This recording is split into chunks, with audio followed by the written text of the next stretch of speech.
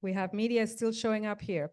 Okay, let's go. We're here today to talk about the greening of schools. As the temperature soars higher year after year in Southern California, it becomes more important than ever to do the hard work of increasing the shade and green areas of the city, updating parks, and undertaking the long overdue effort to change vast asphalt schoolyards into living spaces. This work also needs to consider existing structural inequities where shade has become a fixture of privilege and low-income communities lack sufficient parks and green areas. Research has shown that greening schoolyards directly impacts children's safety, health, and ability to learn. Yet, most schools in Los Angeles need more green space or shade. Speakers will address the work that community organizations and Los Angeles School District officials are undertaking to address this problem. We ask speakers to speak slowly for our interpreters in Spanish, Mandarin, and Korean. And as usual, we will send the video with more information about the speakers later on via email. All right, our first panel, and I'm going to just present everyone first, and then we'll start with the panel. We have Dr. Rocio Rivas, LAUSD School Board Member, District 2. She's the chairman of the Greening Schools and Climate Resilience Committee of the Los Angeles Unified Board of Education. We have also Dr. Marcy Rainey, Senior Program Manager in the Office of Wellbeing at Children's Hospital, Los Angeles. She's also a former Associate Professor of Kinesiology at Occidental College in Los Angeles. Tori Jer, and I'm sorry, I think I butchered that, Executive Director of Los Angeles Neighborhood Land Trust. Cristina Torres Toques, or Tokes, Chief Facilities Executive, Los Angeles Unified School District.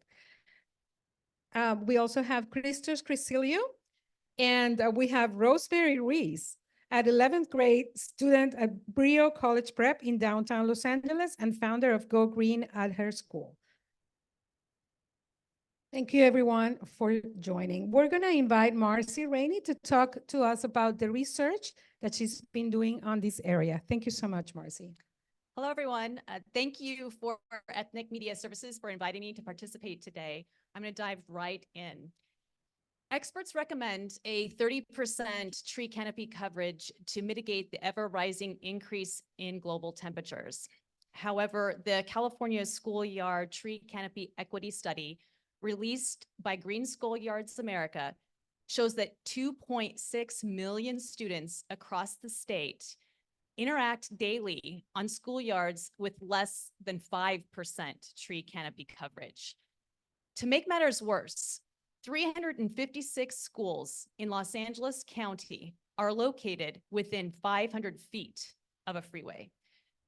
These environmental conditions have contributed to higher rates of asthma, chronic absenteeism, physical inactivity, heat exhaustion, and cognitive challenges. The most recent LA County Health Survey shows that 18% of our youth do not have easy access to a park, a playground, or any other safe place to play without crime in their neighborhoods. Only 10.1% of students meet the aerobic and muscle strengthening physical activity required for healthy development. This number drops to only 8.2% for female students. Nearly 14% of our youth experience a feeling of worry, nervousness, and/or anxiety on a daily basis. The California Department of Education reports that the chronic absenteeism rate in the Los Angeles Unified School District is 31%. And the district scores lower than the state average on many academic performance indicators. Safety, health, academic performance outcomes are all worse, unfortunately, for students from low-income families and for students of color. Based on these numbers, it is important that schoolyards become a place for improvement. The removal of asphalt and the planting of trees can effectively counteract aspects of climate change and the urban heat island effect. Living schoolyards have the power to improve the overall health and well-being of all people and can help address many of the population-based disparities previously mentioned. My research team and I demonstrated that high-quality living schoolyards, these are schoolyards with lots of trees and shade, schoolyards with physical barriers between play zones, and schoolyards with variety of natural obstacles and features, leads to an increase in physical activity participation and healthy motor skill development.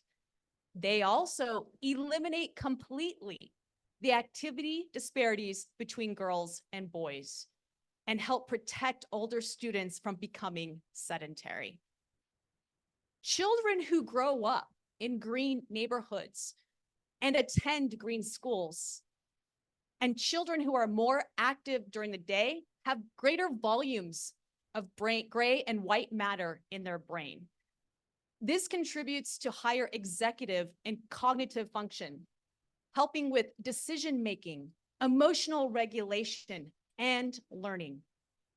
After a living schoolyard renovation, the academic achievement gap between economically disadvantaged and not economically disadvantaged students significantly decreased. Children living in areas with greater vegetation and who spend more time outdoors have lower asthma rates, higher vitamin D levels, and stronger immune systems, protects them against infectious disease. Simply by looking at a tree through a classroom window, students experience an immediate decrease in heart rate and stress levels after a mentally challenging activity. Faster recovery from stress is associated with a better ability to focus on the next task. ADHD students are calmer and they exhibit fewer symptoms after spending only 20 minutes outdoors in nature. The presence of living schoolyards and the access to nature decreases boredom and stimulates a sense of joy. Students are less likely to be diagnosed with anxiety or depression. Living schoolyards lead to more creative and collaborative play. Students feel a sense of belonging with each other, their environment, and experience less conflict. After one living schoolyard renovation, antisocial and bullying behaviors decreased by 40%. It's clear that living schoolyards can be our solution. Thank you. Thank you so much, Marcy. I have a question for you. Do you feel you have given us many good reasons to take this very seriously? Do you feel there's momentum behind this? Do you feel that that people understand, and especially people in, across the country, maybe across California, in school districts actually understand this, or is still slow? So I think that there's two ways to answer this. One is there momentum? Yes. I think that there is momentum. I think there's an increase in funding. I think that there are a lot of really invested districts who know that this is an issue and are trying to make changes for the improvement of the student outcomes. I think that it's also slow because we have a limit to our budget and to the funding that could be funneled into these projects. I think we have to think more collaboratively about what is the next step to ensure that the money is directed towards this really critical improvement.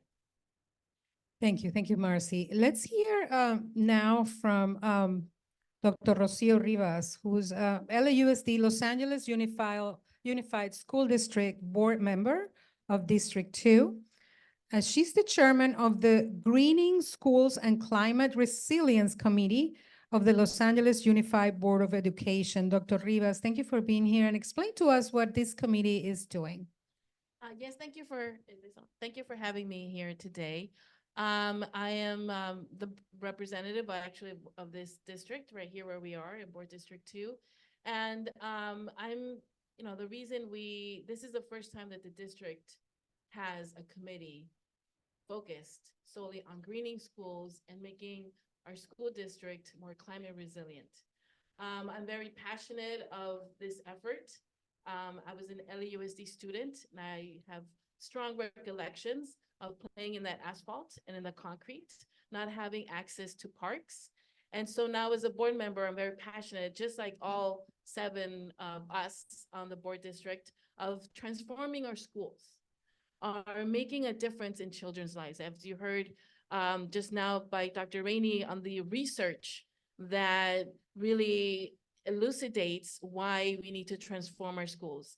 It's a holistic effort. By transforming our schools and making them greener, we're healthier, our students are healthier, they're smarter, they feel safe, they feel connected. And also in the communities that surround these schools, it also has a very profound effect. And so this committee is really focused on making those changes. How can we transform our schools so that they're healing, so that they're mentally, provide those safeguards mentally and also physically and academically. The committee is composed of board committee members who have been in this effort, who have been in the trench works of, sounding the alarms and the urgency of why the district has to really work a lot faster with urgency and, working collaboratively as well. One of the committee members is right here to my left. And we also had a presentation by Dr. Rainey as well. So, and also my background is in educational research. So my really passion is connecting that research into practice, into our schools and what that means. So the committee, it's new. So we've been in existence, or the committee's been in existence for about 1 year and 4 or 5 months. And we've been focusing on several key areas. First is upgrading facilities. We're working on a comprehensive plan to improve energy efficiency in our schools. This includes replacing all windows, upgrading HVAC systems, installing water-saving fixtures. This will not only create more comfortable learning environment, but also reduce energy costs and freeing up resources for critical needs. Curriculum integration. We want to make sure that our students are the next environmental, stewards and leaders in this effort of, changing their environmental impact. Environmental injustice. This is really what it's about. It's about environmental injustice, particularly for low-income communities and communities of color. So with the curriculum integration, which is a pressing issue, we want our students to be informed and empowered. We're collaborating with educators to integrate climate change education into the curriculum, equipping students with knowledge and skills to build more sustainable future. There are a lot of hands-on projects. Students are, doing presentations. They are, we want to make sure that they're also passionate in this effort. The other area is greening spaces and outdoor learning. Studies show that the benefits of green schools for learning and well-being is essential. We need to make sure that it's taking place in our schools. We're committed to increasing access to these benefits by creating more green spaces on school grounds. This could involve planting trees and gardens, creating outdoor classrooms, and revamping existing play areas. We want to create vibrant outdoor environments that encourage learning and physical activity. So working and, installing green tree canopies, shrubs, anything that connects us, our students to nature is essentially how we want our schools to transform. As I mentioned, this really greatly impacts communities of color, our Black and Brown communities. And so the effort and the focus is how can we readily, quickly transform those communities. A lot of the schools, as was mentioned, particularly in Board District 2, our schools are near freeways. right? There are students that are being impacted by asthma, the increase of asthma and obesity, and so many other physical ailments that come from, the lack of green space, the lack of clean air is a focus. But the strategies, what are the strategies? How do we make this happen? The strategies really, as was mentioned, is funding. We need the money to really make sure that we're transforming our schools in various areas, now from the federal government, from the state, from the local, from nonprofits, from philanthropy. The money in transforming schools is going to be a lot. However, there's always a solution. There's always a way. And so this committee has been really focused on making sure that we're collaborating in this effort. So, and also making sure that we are empowering our communities and how they can also be leaders, how they can, be active in this effort, and why they need to be involved as well in making those demands from elected officials from all levels, and also be partners in these efforts. So funding, as I mentioned, is crucial. We're actively seeking grants and exploring partnerships with private and public entities to support these green initiatives. Community collaboration, as I mentioned, we believe in the power of collaboration, but above all, we believe in the power of the people. We believe in environmental justice, bringing in those environmental groups and parents to ensure the plans address the specific needs of each school and community.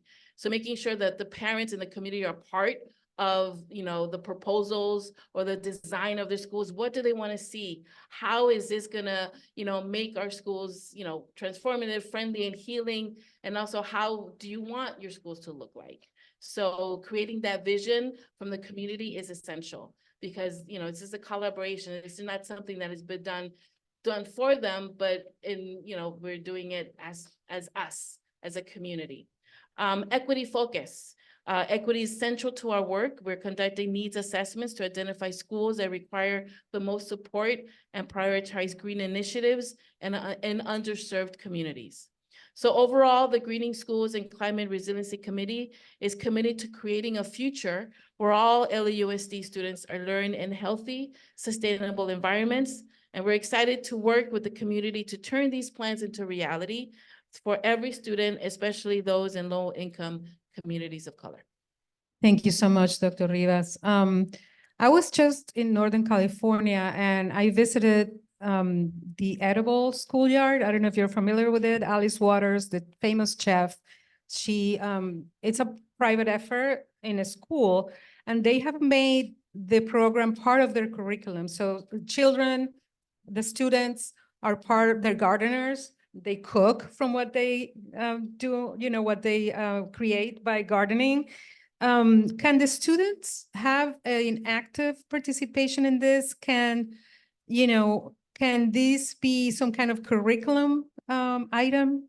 Is that something that would work in LAUSD? Yes, definitely. It's happening now. The district, the Board of Education passed a climate literacy resolution where the curriculum is being developed, projects in order to incorporate students in the development of, the schoolyards, green yards, or gardens. Students are incorporated in this effort. We want to hear from them. Essentially, this is their school. What do you want from your school? So we're having those conversations with our students, and you'll hear later on today how students are being involved in these efforts. And there's a question from the Zoom, from a reporter from via Zoom. How many schools have made the transfer to living schoolyards? How many are set to make the transition to a living schoolyard in the next few years? We will have a presentation now by Christina Tooks, who has those numbers. But right now, the district is focusing on our early education centers, where we're transforming for our youngest students from 3 to 4-year-olds on explore playgrounds where students can go outside and explore nature. And we're also transforming our elementary schools. So the elementary schools are the first to be to undergo this greening process. Approximately 238, I would say, of schools thus far, and there's still more in the lineup. And after that, we'll go to middle schools and high schools. But we want to focus on our little ones, right? Because the children, the youngest ones, are the ones that are really being impacted by the urban heat island effect, from also from the air quality. So we're focusing our young ones, and then we're moving up to our, all the way up to our high school students. Thank you so much. So then in that vein, let's just go to Christina Tokas, Chief Facilities Executive at the Los Angeles Unified School District. Good morning, everyone.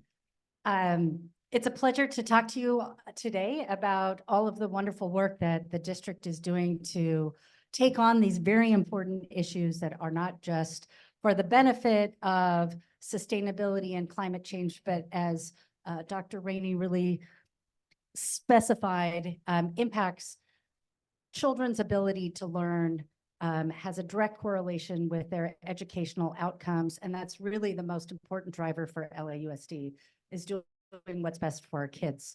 So because of the leadership of our board, who passed a resolution a year ago called the Greening Schoolyards for All resolution, it directed staff to come up with, for the first time, a greening plan to green all of our schoolyards to 30%. And that is an extremely ambitious goal, because for the most part, if you're familiar with LAUSD, and I too went to LAUSD schools, is our playgrounds are really seas of asphalt. So the need is very huge. When we look at how many schools need 30%, it's more than half of our schools, 485 schools, have less than 30% green space. If we look at our elementary schools, we have over 200 elementary schools that have less than 10% green space. So we have a huge challenge in front of us. The good news is that LAUSD is taking big, impactful steps to address this. We've invested a $500 million, almost $500 million towards greening projects that are currently underway. And that includes everything from large playground projects where we will be greening 30% of those playgrounds, to early education, to outdoor classrooms, to community-based, what we call seeds projects. So there's a gamut of different types of projects that we are currently working on. But like Dr. Rivas mentioned, we have a lot more to do, and there is a lot more funding needed that Christos, who we'll be talking to last, is looking at how we can partner at the state level, at local levels, with our nonprofit community, so that we can leverage not only district dollars, but other dollars to push our initiatives further and faster. So we invite Christos Chrysiliou, Chief Eco-Sustainability Officer of Los Angeles Unified School District. Good morning, everyone. Pleasure to be here. It's great to be on a setting. Actually, you can see green around us. It's you know, what Dr. Marcy mentioned earlier, when you come and you're outside, you put a smile on your face, and it's great to be with all of you here today and share some of the work that we're doing. I'm excited because I've always liked challenges in my life, and I think now we are facing one of the biggest challenges that we have. This climate crisis that we're dealing with, it's perhaps bigger than what we thought, but the good thing is that we're doing a lot of great things about it. We've talked about the committees that we're setting up. Well, first, let me just share that just being here with this esteemed panel is great, because we have been discussing, collaborating, working together, how we can tackle the climate crisis and work on specific items. My job, which it's a new position right now, as a Chief Eco-Sustainability Officer, it's one of those new positions that was developed through the leadership of our board members and our superintendent, Mr. Alberto Carvalho, because understanding the crisis, we wanted to make sure that we have more responsibility and take more action by developing an office that focuses on specific resolutions. And so as those resolutions that came upon us, and we looked at the how we can become more energy efficient, how we can be able to save our natural resources, how we can green our schools. We put focus on those areas, and we've developed internal programs, initiatives, and partnerships. What I wanted to share more than anything else, and I'm very thankful about, is the partnerships that we developed through time. These partnerships really take us a long way, because there's a lot of work that we need to be doing. Christina mentioned some of the numbers. When you have a portfolio for over 800 schools and centers, it's always a question, where do you start first? But through critical thinking and working with our facilities team and our partners, we came up with solutions of how we can tackle the schools that in most daring needs. So we can also provide equity within our schools. So we develop an index, a green index. That index is what we're focusing on to be able to tackle and come up with schools that we need to go first, so we can address that percentage of greening that we have. And there's a lot of programs and projects in place. And while we have a great need of funding, I'm in great hopes and also feel that we're making a big impact today because of the partnerships that we have developed. Some of the people that we have here are partners with us that we applied together for what we call state grants, like the CAL FIRE grant that came to us. And we're developing now 34 projects through this process, and with earmarked to complete them in the next 2 years. We have over 100 projects right now in planning, design, and construction, thanks to our facilities group, thanks to the leadership that we have, thanks to the partners that we have. And that is because we're collaborating, working together, because we know what we need to be focusing on. We need to be able to provide healthy, sustainable learning environments to our students. We want to make sure that our schools are areas where our students can come and really want to spend time and be at. So we're doing that, though, methodically, by thinking of different types of solutions such as working with the California Department of Education, of how we can really develop spaces that are more creative, spaces that the students can go out and engage by looking at science, by looking at different technologies that we have, and learning from the environment. They become spaces that they can come and really would like to spend time with, develop that social activities that they would like to, spaces that they can play and act, places that really can help them innovate and create. So for us, it's not just designing and developing green spaces. It's developing spaces for them that they can flourish. They can spaces that they can become more resilient for us and for our future. Spaces that we can be able to capture water and infiltrate, so we can be able to at least achieve more. So there's a lot of work ahead of us. I agree with everyone here that there's a lot more for us to be thinking about. But at the same time, I'm glad to see the excitement, the momentum that we're building, the fact that we're here discussing this today. Last week, I happened to be representing our school district in the White House, and it was the first ever climate meeting that we had focused on K-12 schools, and looking at our federal administration giving and developing more funding to help support our schools.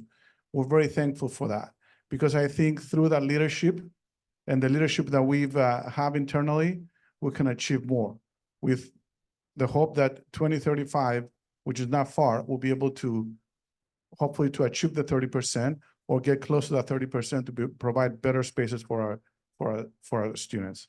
Thank you. Thank you, Christos. We have a question for both of you. Why did schools get built without green spaces? When did we understand this was a huge mistake? I'll go ahead and start. And, it's interesting because when you look at school design, and, I'm an architect by trade. So when I look at architecture and design, we go back when the schools were built, which they were built, some of them 50 years ago, some of them 100 years ago. The thinking back then, it was mostly to develop interior spaces. And as architects, we look at the interior of the building and we focus on how we can develop better learning environments inside our buildings.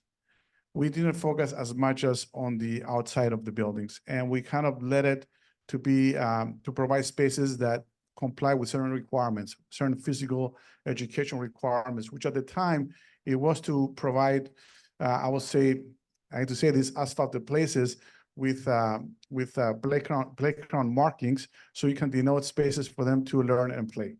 So that's a 30, 50-year issue, but through time, as we move forward, we learn that we kind of separate ourselves from nature. And we, as we're looking at the spaces now, Perhaps it was an easier maintenance back then. Perhaps it was easier to be able to develop an asphalt playground. And now when we're looking back, we realize the mistakes of the past. So we're trying to correct them by being more creative and introducing what really we should be having in our schools, which was healthy learning environments, because we learn so much from nature, and our kids, they deserve to have those spaces so they can be able to innovate. They can be inspired by nature. And I think now we've kind of going back into developing those spaces. And there's some time that's going to take us to get there, but we will get there. Thanks. Thank you. Want to add anything, Christina? No. Okay. Thank you. Thank you so much. Let's move on to Tori Kerr. She's Executive Director of the Los Angeles Neighborhood Land Trust. And she's going to talk about the work that the trust is doing along with the school district in some way, in some cases. And also, what do you think about this optimism? Do you think we're moving fast enough? Put you on the spot.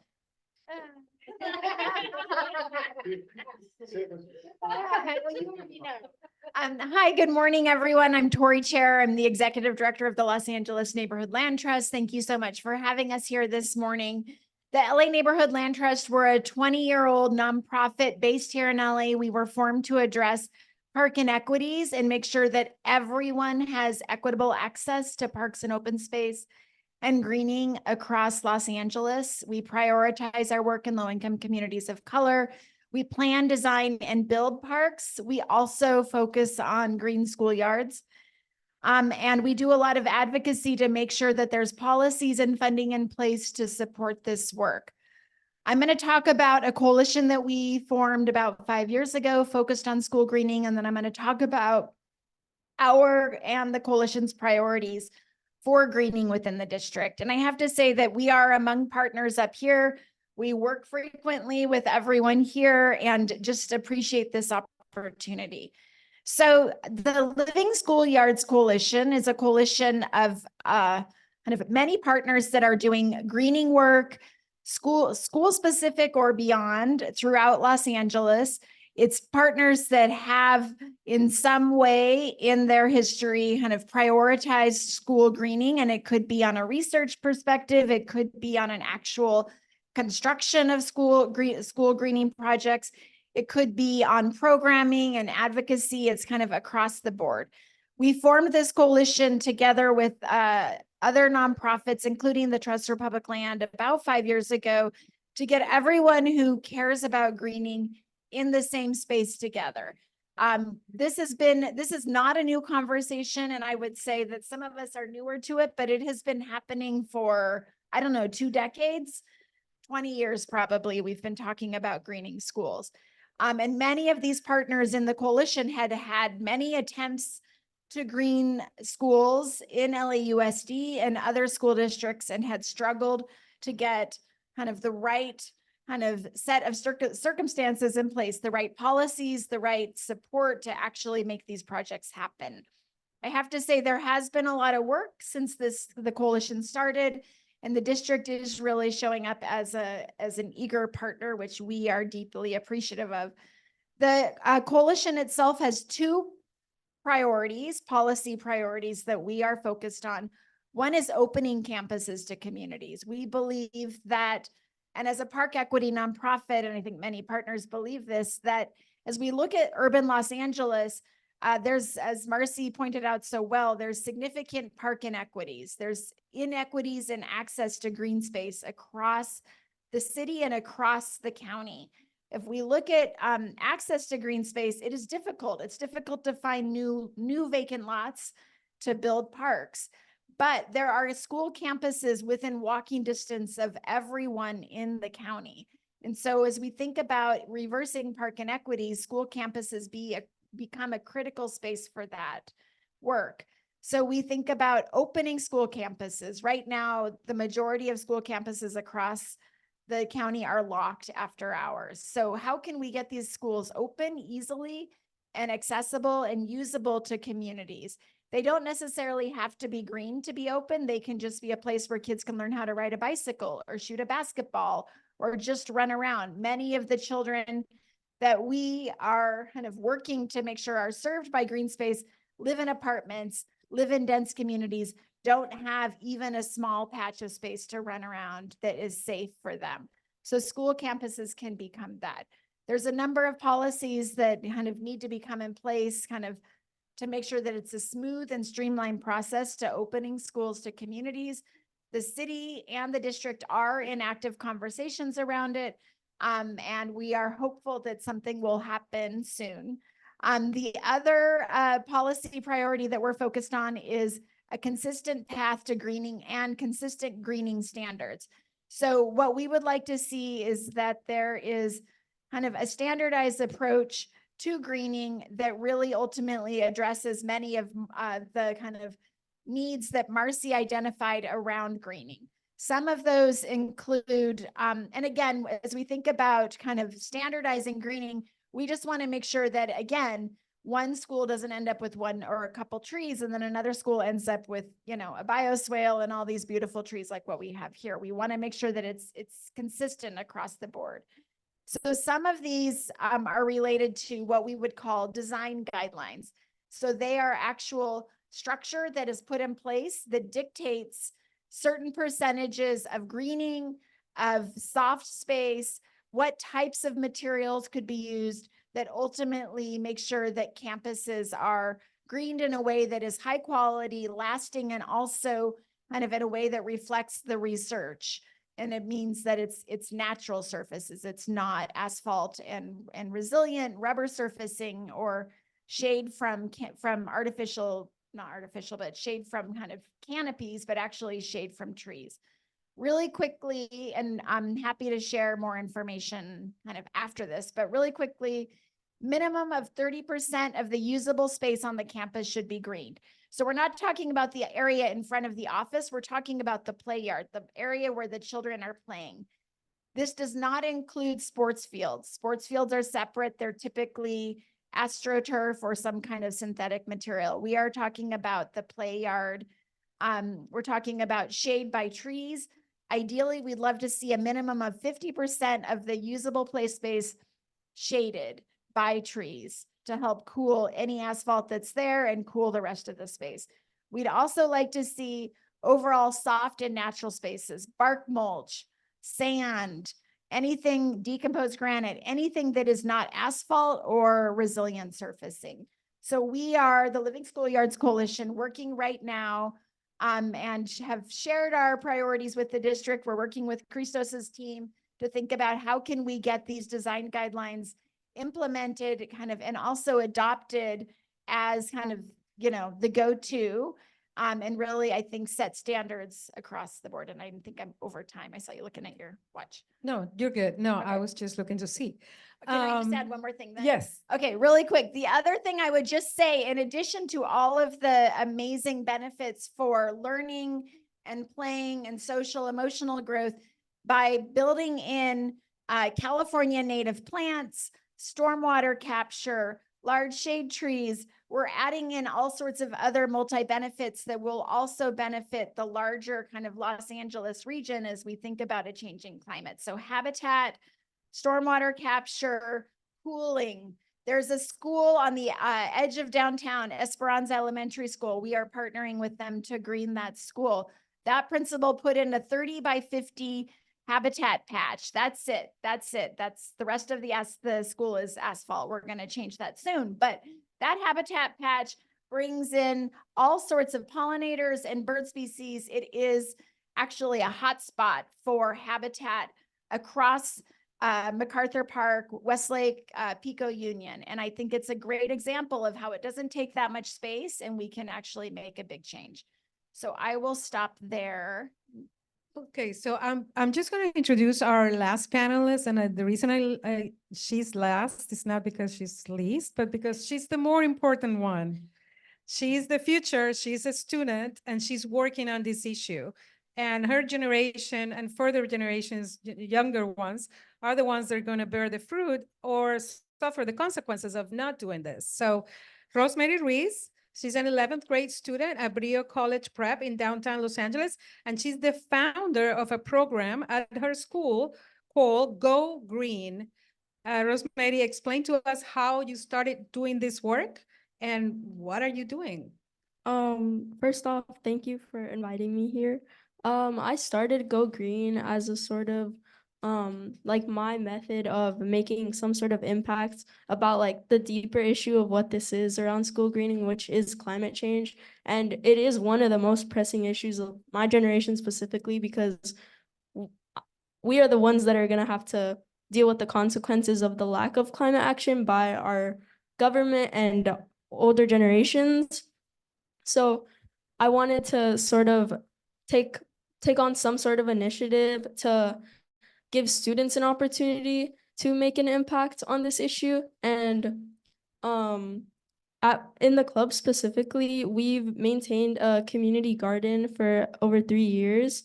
At first, it was on campus, but unfortunately, due to like our campus and where we're located, it just didn't work out. So we moved to the YMCA, which they've been really great in partnering with us and giving us this space to like be with the community and just green the area, especially because I go to school in downtown LA, and you probably are aware that there's not a lot of green area in downtown. Like it's very hard to find somewhere green that is open to the public.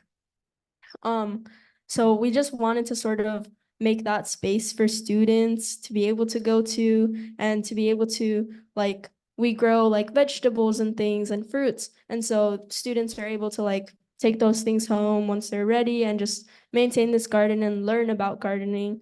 And also lead on initiatives like we've done tree planting events where we've given trees to the community for free because we are like a low income school for the most part. And so a lot of students don't just have the money to buy trees. So we wanted to give students an opportunity to plant trees in their, backyards or like their areas, and giving them this opportunity to make their impact. And we, give them the space to learn about trees and like learn to care for these trees, especially native species, because that's what's most important in greening schools, is making sure we know what plants we are providing to the students and making sure they're the right ones for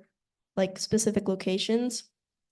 And we are currently in the process of expanding this project to not just our school, but our district and other schools in the area, specifically underserved communities, because those are the communities that really like bear the consequences of climate change. And many students, they live by oil drilling or some sort of climate, some sort of thing that is not good for their health, that impacts their health significantly, while not too much is being done about the issues, and they just kind of have to deal with it. So we wanted to give them this sort of space to take these challenges head on. And we also focus on, climate advocacy. So recently, I was about 2 weeks ago for Earth Day, I was at City Hall trying to talk to our council members about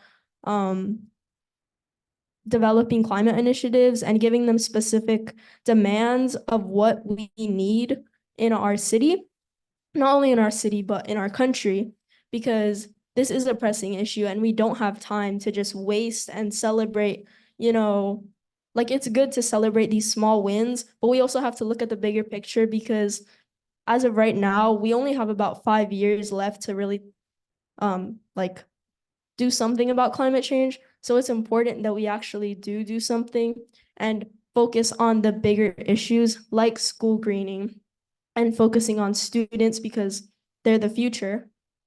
And just starting on a scale like this so that those students can know about what's going on, learn about climate change, learn about solutions, and then take those initiatives and implement their own solutions and just pass it on. Yeah. Well, adults, you have your task made for you. Thank you, Rosemary. That was fantastic. Thank you.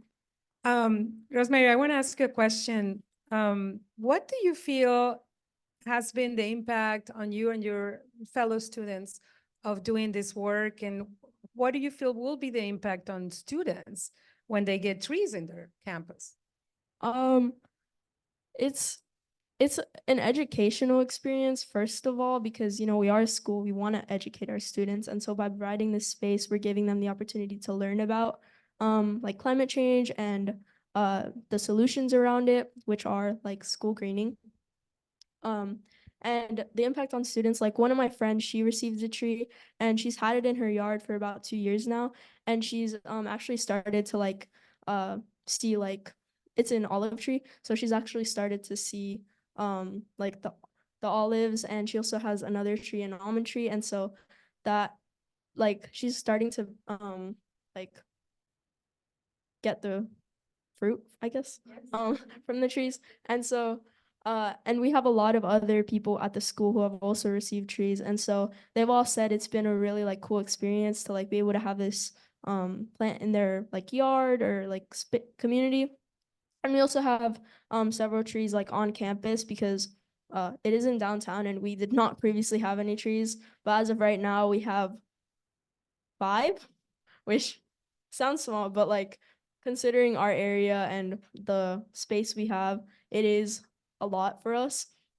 And it actually does like we have a apricot tree at our school, and it's been producing fruit, and so students can just grab the fruit, and it's a very nice experience for them to just learn and grow and educate themselves. And learn that food comes from, apricots come from trees, not from bonds, right? So, okay. So I want, I'm so sorry. I want the adults at this table to answer to her, to tell me, or to tell her what you are doing to help her generation. Why don't we start with you, Christos? Thank you for that. And I'm here to tell you we need to be doing more, but we're doing a lot at the same time. My job, it is to actually elevate and accelerate the projects, programs we have so we can be able to develop sustainable, healthy environments in our schools. I take that very serious because I know that when we look at our school district and the impact that we can have, not just on the environment, on our students, it's really of a great magnitude. So for me, I'm focused, and this is why I took this position, so I can be able to help create one of the biggest impact I can have in my professional career. And I know I'm not alone. I'm here with support throughout. You just have to look for it, and also support from our students, because of your care and your passion help inspire us to do more. So we're here to help support, and we're going to make everything we can to provide those environments. Thank you. Thank you, Cristina. Sure. I want to speak specifically about what we're doing at our school sites. As I mentioned, we have over 200 schools that have less than 10% green site. So as the director of facilities, my job is to figure out how do we design and construct projects quickly so that the students at these schools today see an impact, not just for generations to come, but the students who are at our school sites now. So as I mentioned, we have about $500 million worth of work that is currently underway at over 250 school sites. My team is charged now with how do we deliver projects quicker so we can get those improvements to campuses, and how do we do it in a more cost-effective way? Because every dollar we save, we can spend on another school. So that sounds very dry and boring, but that's actually my biggest initiative right now, is reducing costs and doing work quickly so that a student who's in junior high school now or middle school will see those improvements while they're still in middle school, and they won't have to wait for their younger brother or sister to see those improvements, or, 10 decades later. Thank you. I would say we are trying as hard as we can to make sure that, again, there is consistent greening our goal is every single elementary school in LAUSD and as soon as possible. I think, I know that 2035 is the target. We would love to see this in 3 to 5 years. We would love to see it tomorrow because we know that there is urgency. Dr. Rivas? Well, myself as a board member and other board members and elected officials, we're really working hard at changing the public institutions through policy, through funding, and also raising the advocacy and the urgency of this change. And then for students also to take on that leadership, either through creating pathways for careers that you can focus on the nature that you can do, that you know that there's a career for you that's growing, like green careers, environmentalists, engineers, those, the new generation is going to bring in the new technology to really address how to have, efficiency in electricity, efficiency and also, reducing carbon emissions, to really accelerate the damage that we have been doing to our climate. So we want to make sure that our students have the literacy, the climate literacy, their curriculum, that you have the resources, that you have the career pathways to continue in this work. So I think my role as a researcher and an advocate is really to make sure that all the adults have access to the information that students can provide. So a lot of my research is about elevating the student voice. The design guideline recommendations that I provide are based on how students interact with spaces and what is the most beneficial for their health. So I'm thinking today, but I'm also thinking about how does your activity and interaction with nature at particular ages impact how you're going to grow and develop and be productive members of society later.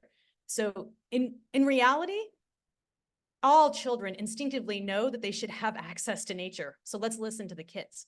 Let's listen and elevate their voices and challenge some of our decision makers to look beyond the barriers that they keep bringing up as excuses. Let's push for it. Let's work together to find ways to make it so that you have access to the things that you need to thrive. Rosemary, you want to say a few words to all of that?